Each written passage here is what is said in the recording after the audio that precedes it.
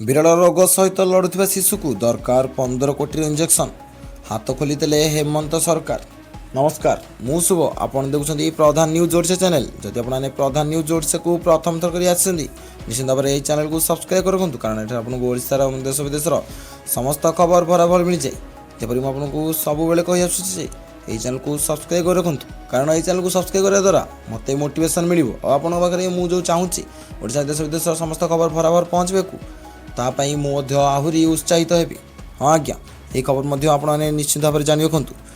ଦୁଃସାଧ୍ୟ ରୋଗରେ ପୀଡ଼ିତ ଥିଲେ କୁନି ଝିଅ, ବଞ୍ଚିବାର ଆଶା କ୍ଷୀଣ ଥିଲା। ଠିକ୍ ସେହି ସମୟରେ ବଡ଼ ପଦକ୍ଷେପ ନେଇଥିଲେ ଝାଡ଼ଖଣ୍ଡର ହେମନ୍ତ ସରକାର।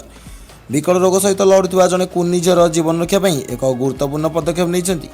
ଶିଶୁଟି ପାଇଁ 15 କୋଟି ମୂଲ୍ୟର ଏକ ଜୀବନ ରକ୍ଷାକାରୀ ଇଞ୍ଜେକ୍ସନ ଆବଶ୍ୟକ ଥିଲା।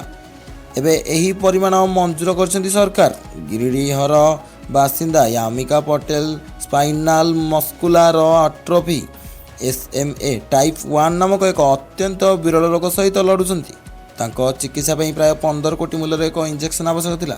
ଏହି ରୋଗ ଏତେ ବିରଳ ଏବଂ ଏତେ ଗମ୍ଭୀର ଯେ ଏହାର ଚିକିତ୍ସା ଝାଡ଼ଖଣ୍ଡରେ ଉପଲବ୍ଧ ନଥିଲା।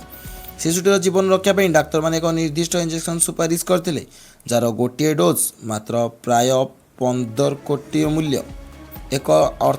ଏକ ଆର୍ଥିକ ଦୃଷ୍ଟିରୁ ଦୁର୍ବଳ ପରିବାରର ହୋଇଥିବାରୁ ପିତାମାତା ତାଙ୍କ ଝିଅକୁ ବଞ୍ଚାଇବା ପାଇଁ ଅନେକଙ୍କୁ ସହାୟତା ଲୋଡ଼ିଥିଲେ।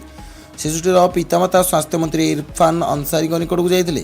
ସେ ଶିଶୁଟିର ଅବସ୍ଥାକୁ ଗମ୍ଭୀରତାର ସହ ନେଇଥିଲେ। ସେ ସେମାନଙ୍କୁ ପ୍ରତିଶ୍ରୁତି ଦେଇଥିଲେ ଯେ ଶିଶୁଟିକୁ ବଞ୍ଚାଇବା ପାଇଁ ଯଥାସମ୍ଭବ ପ୍ରୟାସ କରାଯିବ। ପରେ ସେ ମୁଖ୍ୟମନ୍ତ୍ରୀ ହେମନ୍ତ ସୋରେନ ଏବଂ ବିଧାୟକ କଳ୍ପନା ସୋରେନଙ୍କ ସମ୍ମୁଖରେ ଏହି ପ୍ରସଙ୍ଗ ରଖିଥିଲେ। ଏହାପରେ ହେମନ୍ତ କ୍ୟାବିନେଟ୍ 15 କୋଟି ଟଙ୍କା ଆବଣ୍ଟନକୁ ଅନୁମୋଦନ କରିଛନ୍ତି। ଏହି ଅଭିନେତ୍ରୀଙ୍କୁ ଟାର୍ଗେଟ୍ କଲେ ବିକ୍ରମାଦିତ୍ୟ ଇରଫାନ ଅନସାରୀ କହିଛନ୍ତି ଯେ ଏବେଠାରୁ ଝାଡ଼ଖଣ୍ଡର କୌଣସି ପରିବାର ଚିକିତ୍ସା ଅଭାବରୁ ପିଲାଙ୍କୁ ହରାଇବେ ନାହିଁ। ସରକାର ପ୍ରତ୍ୟେକ ଆବଶ୍ୟକ ବ୍ୟକ୍ତିଙ୍କ ସହିତ ଦୃଢ଼ ଭାବରେ ଠିଆ ହୋଇଛନ୍ତି। ସେ ଆହୁରି ମଧ୍ୟ କହିଛନ୍ତି ଯେ ଯେତେବେଳେ ଜଣେ ଡାକ୍ତରଙ୍କୁ ସେବା କରିବାର ସୁଯୋଗ ଦିଆଯାଏ, ସେମାନେ କେବଳ ଚିକିତ୍ସା ପ୍ରଦାନ କରନ୍ତି ନାହିଁ, ସେମାନେ ବ୍ୟକ୍ତିଗତ ପରିବର୍ତ୍ତନ ମଧ୍ୟ ଆଣନ୍ତି। ସରକାରଙ୍କ ଏହି ନିଷ୍ପତ୍ତିରେ ୟାମିକାଙ୍କ ପରିବାର ସଦସ୍ୟ ଗଭୀର ଭାବରେ ପ୍ରଭାବିତ ହୋଇଥିଲେ। ସେମାନଙ୍କ ଆଖିରେ ଲୁହ ସ୍ପଷ୍ଟ ଭାବରେ ବାରି ହୋଇଯାଉଥିଲା।